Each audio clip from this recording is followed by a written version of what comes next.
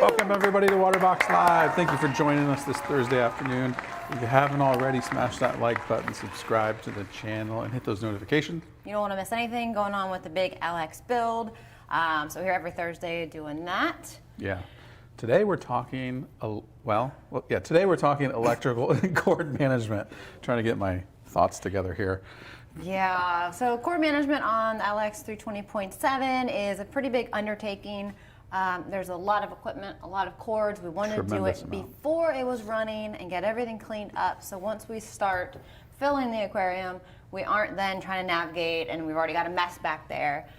Clean it up in the beginning. But you can definitely take your existing rat's nest and get it cleaned up as well. Yeah. And we'll show you some of the stuff that we've done with that. Yeah, big, very important thing to do early on when you're setting up the aquarium. It's not fun, but it's worth it. It is not fun. No, this is why most people have a rat's nest behind their tank, because no one wants to go spend that day or so organizing it, and it's not fun, but it's not necessarily rewarding, but it's kind of one of those things that once you do it, you're glad you did.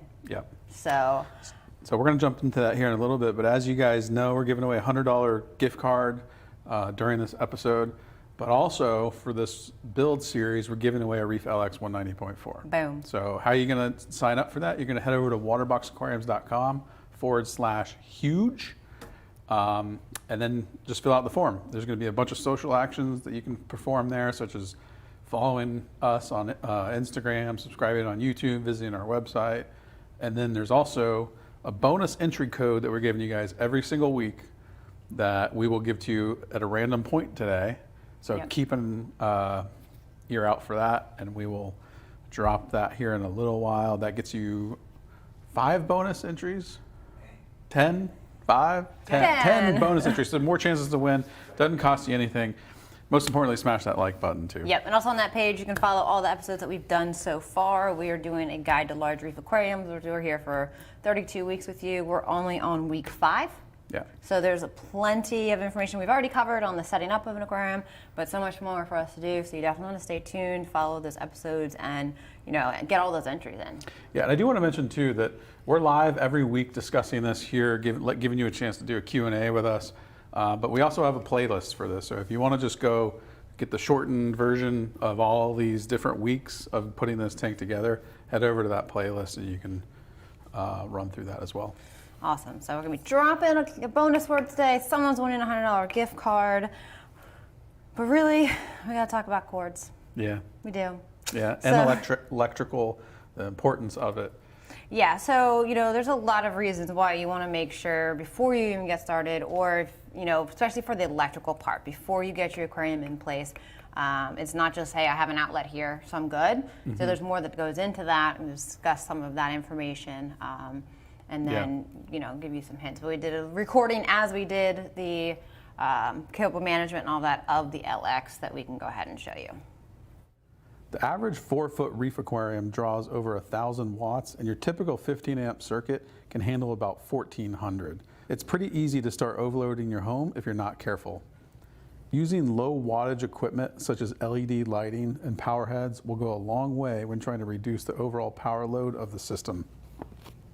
With safety at top of mind, it's a good idea to install GFI outlets and circuits, along with utilizing drip loops for each plugged-in piece of equipment. When looking to purchase a power board or surge protector, make sure to purchase a brand that you trust. From the equipment we installed on this aquarium, it's important to look at the wattage draw. With the NYOS 300 skimmer, we're drawing 44 watts. The torque reactor is at 12 watts. The XR30 with 4 lights is 860 watts. The heaters draw 1,000 watts. The MP60s draw 45 watts. The Vectra L2 at 150 watts. This system will draw an estimated 2,200 watts, so a 20-amp circuit at 2,400 watts should be sufficient. In order to mount and organize all of our cords, we use items such as cable tie mounts, cable tie straps, Velcro cable ties, zip ties, and cable channel concealer. For our power strips, we mounted 2 of them on the wall behind the aquarium on the right side. For these, we use the Kilowatt PS10 power monitor and surge protector. One great thing about this is it has a soft power-up which eliminates harmful voltage spikes. First thing we did is we installed our Radion lights ran the cords down the back of the aquarium, and then mounted the power supplies onto the back of the cabinet. We used cable ties and cable straps in order to bundle up all the loose cords. All the other equipment that we installed on the aquarium, we did the same process of making sure to bundle up and zip tie and secure excess cords. We also have labeled at the power strip each cord for easy reference. I then made one power strip available for just the equipment that would need to shut off during a water change. We have mounted the controller for the Versa and one of the MP60s into our control board. Due to the length of the aquarium and the cable provided with MP60s, one controller did have to go onto the back right side of the aquarium. As you see, cord management can be time-consuming and a lot of hard work, but it's well worth it for the ease of maintenance and safety of your aquarium. The joys of cord management. Yeah, so that was a very consolidated version of what we did. So it took all day. It did take all day. Not gonna lie.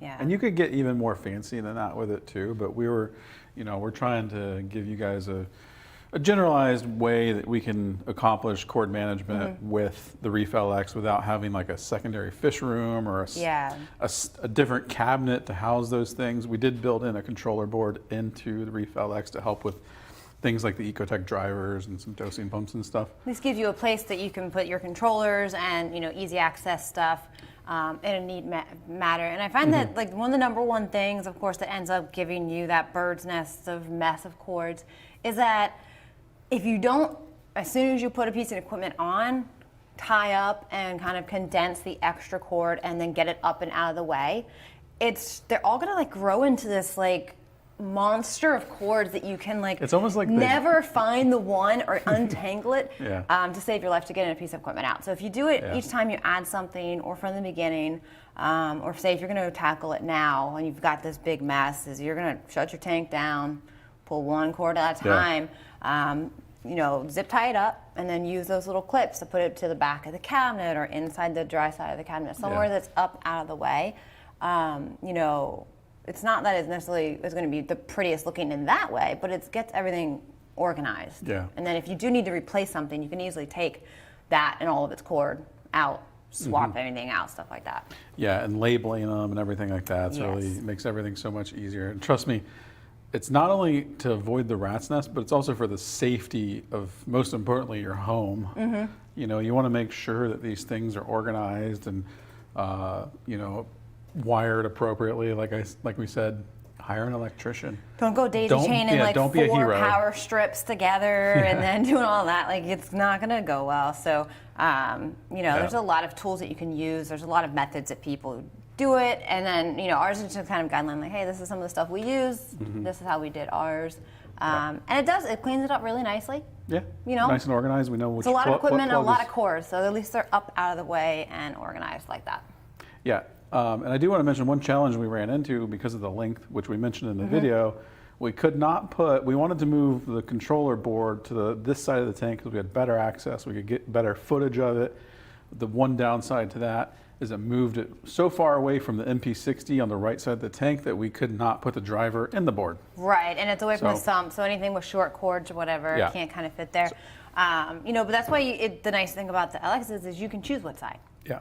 So you pick whatever side works best for you. We can change it if we want to. You're not stuck to having to have it go on that one side. And we will have a video that does show how to move the control board and set it up that will drop separately as kind of like a how-to.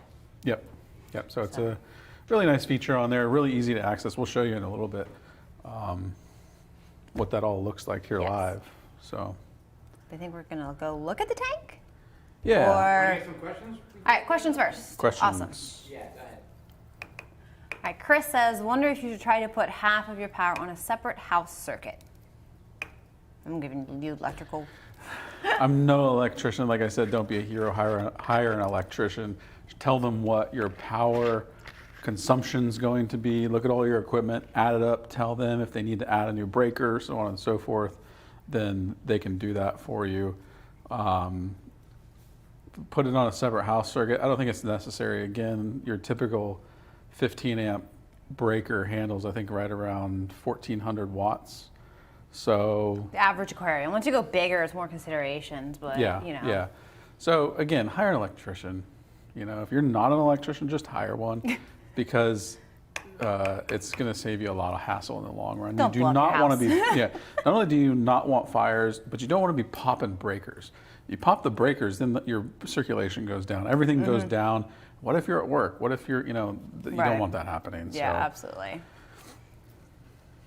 Reefer Build says, what was that power strip again? So we went on Amazon, and we thought these were pretty handy because this is, I don't know what the brand is, P3 maybe. It's a kilowatt PS10. What's cool is it shows you how much wattage, how much watts you're pulling. Yep. It also has a soft power up, so you're going to eliminate like surges to the radions and the VorTechs and stuff. Yeah, it's a nice feature. Spend a few extra bucks, get a really nice, like smart, basically, And it may seem, power strip. It may seem crazy. I think they were maybe like $80, which is a lot for a power strip. But we're talking about an aquarium. That's going to cost way more than that. Yeah, we're talking about the aquarium and inhabitants that are costing tens of thousands of dollars. So spend the $80. Yeah, so get something nice like that. So that's the one we're using here. Yeah. Yep. All right, Hannah says, where can you put controller boards on a smaller tank, a Marin 90.3? So you can actually see, I mean, you can check out our user group. There's a lot of people that have made their own, you know, and it's kind of just like a piece of wood front that they would make or kind of off to the side. It really depends on how much space you have, what you want it to hold, but do check out our user group. There's a lot of people there that have made their own. Depending on the space you have, there are some, like Marine Depot has some on there that are pre-sized. I think there's a little bit harder to fit in that size cabinet though. If you're pretty handy, you could build a secondary box to, Yeah, that's true. Put a cabinet next to I've it. seen a few people do that where they put a cabinet next to the tank that they built that houses everything. Yeah, you can definitely do that as well if you're short on space inside the cabinet. Yeah. Elmer says, can you add a wave maker on a Waterbox Cube 20? Well, yeah. For sure. Nero 3 is a great one for that size tank. Yeah, Yeah, perfect. that's what we run on them when we set them up. Build and stuff we do would be the Nero 3. So check it out. It's got some versatile functions as far as flow, and it's a nice, good, quiet power head. So. All right, we're going to take you over to the Reef LX here so that we can kind of show you everything that we did here in live, Yeah. real time. Let me get that light just so that we can get back a little bit more. Yeah, get some more light on here. If you guys always see us looking to the left, it's because this beautiful system is right next to us. Yeah, so we have pretty much most of the equipment in place. So we just put it in there as dry so we could get all the cords and stuff done. So you see, I think the only thing left we have to do is actually the heaters and controllers that we have to put into place. But we got the auto top off setup, skimmer, pump, and reactors all in the spot, our VorTechs and radions. And this way we went ahead and just was able to kind of put all the cords and equipment in.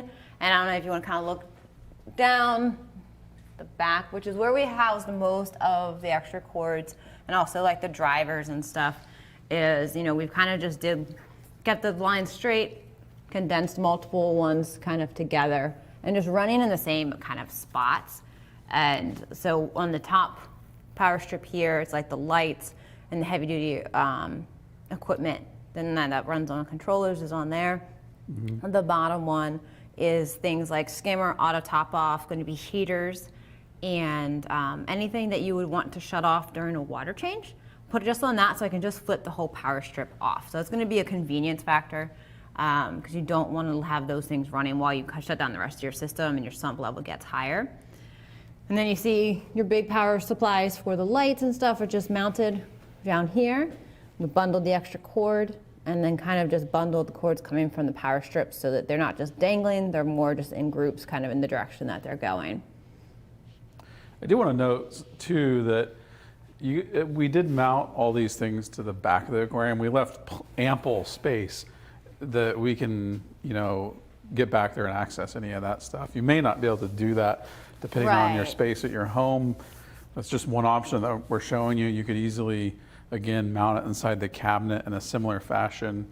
There's on the ATO side, let's assume that we didn't move this controller box, this comes by default over on the right side of the aquarium. Let's assume we didn't install this here. All those power supplies could be mounted within this side here. So a lot of different options. There's a million different ways you could organize this. Everybody's going to do it differently, but I think the biggest thing that we showed you guys was the supplies that you can buy to make it easier. The zip tie mounts, you know, the Velcro straps, a lot of different cool things that make it a bit easier. And of course, you can get even more fancy than we did. Oh yeah, you could definitely get way more fancy. You know, like I said, our main thing is that everything is up off the ground. Yep. You don't want it on the ground. If your tank overflows and you have your power supplies and cords laying on the ground, you're gonna fry your electronics. Yeah. So they're out of the way. There's no dangling cords. And there's nothing that, like if you need to take out a whole power strip or power like supply from a piece of equipment or swap it out, you can find and basically follow the trail very easily and remove it without having to mess with everything else. And Keenan, we can show them this real quick. So both sides of the Reef LX, and this goes for every model. Again, there's a controller board that's swappable on every model, but also there's this door here that's pretty easily removable. Just hangs on by magnets. So now you've got your controller board hidden, you don't see it. Of course, you want to go access it. Comes right off. If you want to access the cables behind the controllers, these doors pop open, and there you go. You have all your cables if you need to manage them or do something or add new equipment. Pretty handy. Yeah, it's a nice way to present the controllers and have them all in one spot and stuff. Yeah. So super clean. I mean, with all this equipment, we got 4 Radions, 2 MP60s, a skimmer, an ATO, soon to be heaters. Pump reactor. Yep. It's still extremely clean. Yeah, and in the sump area, because we tied all the extras behind the cabinet, you really don't see much cords at all. So it's going to stay clean, and you're going to have less salt creep building up on cords everywhere, less issues with possible electrical issues as well. So keeping it clean, it's a beautiful tank, so we're going to keep it nice and clean. I do have to mention, because I'm just looking at the feedback monitor here, you guys notice the plumbing that's not complete going to the return pump. We did opt to hard pipe our Vectra, so every Reef LX comes with a standard PVC adapter, so you can plumb in hard pipe. So we've opted in to do like a gray and a blue. You have to see more of that in upcoming videos. Yeah, I know that people are going to notice that. So that's pretty cool. And that NYOS skimmer is humongous. That is. It's a nice Quantum 300. Which will be available soon too. Yeah, and which is awesome because we still can use the Refugium divider plate. It just shows how large the sump is on this model, is that you can have this insanely massive protein skimmer, still have room for the Refugium because you do have that removable plate that has 2 different positions, where there's room for a reactor in there, and it's not tight, it's fitting at all. Like, there's plenty of space. I see a comment here that says, sump is bigger than my last tank. That's a 69.2 gallon sump. It's huge. It is, it really is a big sump. But you know, large aquarium, everything's bigger, you know. Yeah. So I love the fact that we're starting this aquarium with cords in check. Yes. Because we have not done that on previous ones. Yes. Will not lie. Nope. That's usually something we come back to and we're like, and then trying to do it, you know, it's nice to kind of not We have haven't to really worry covered about that topic either. Not so well. Yeah, so naturally I just don't think we jumped into it right away. But with this big tank, it's so important. It's important with every tank. Yeah. But with this one especially, we wanted to show you how you can go about doing it. Hopefully that helps you get me some ideas. We have a bonus entry code. Oh, you want to do that, or you want to do some questions real quick? Up to you. Let's do a question since we got it pulled up. All right. Just kidding. You must wait further. Michael says, what return pump would you recommend for the LX 270? For the 270, it really depends on, I guess, what you're going to do with the tank, but the L2 is probably best. We probably get away with the M2. You just be running it pretty high. Yeah. So look at the 2 as far as how much flow you can get, kind of decide how much turnover you want. We usually recommend 5 to 7 times turnover. And then I think either would be okay, but probably just go bigger if you can. Yeah. Gabriel says, seeing how you guys set up the sump, would you recommend the Refugium before the skimmer? That is the way that our sumps are designed, is for the refugium to go first, and then the skimmer chamber is behind it. Yep.